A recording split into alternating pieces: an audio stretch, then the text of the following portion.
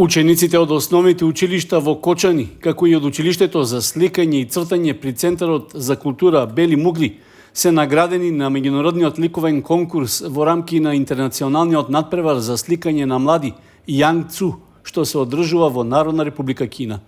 Учеството на конкурсот е во соработка со општина Кочани и избратимениот кинески град Вуши, при што на пригодна свеченост им беа доделени наградите и признанијата на учениците, чии творби биле оценети како најдобри.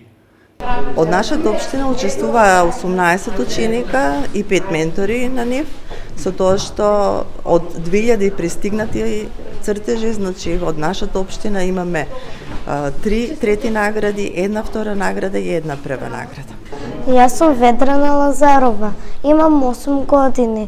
Јас сум член во училиштето на цртање и на сликање, учествував во конкурсот во Кина и добив прва награда.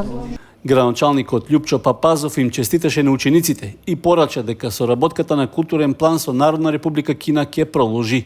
Сакам да го поздравам вашиот труд и желба да создавате, да творите, да го афирмираме пријателството кое функционира долги години меѓу Народна република Кина и Република Македонија, односно меѓу збратимите градови Кочани и Вуши.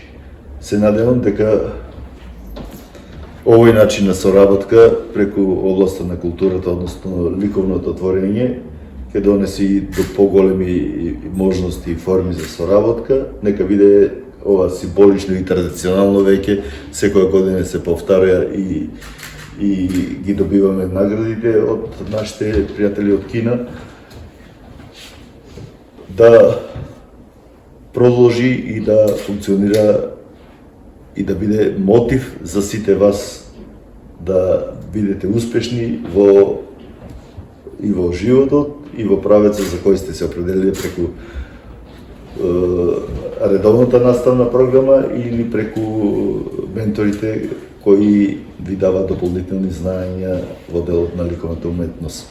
Зададената тема на меѓународниот ликовен конкурс на која твореа учениците од целиот свет годинава беше повик за глобален мир на планетата Земја.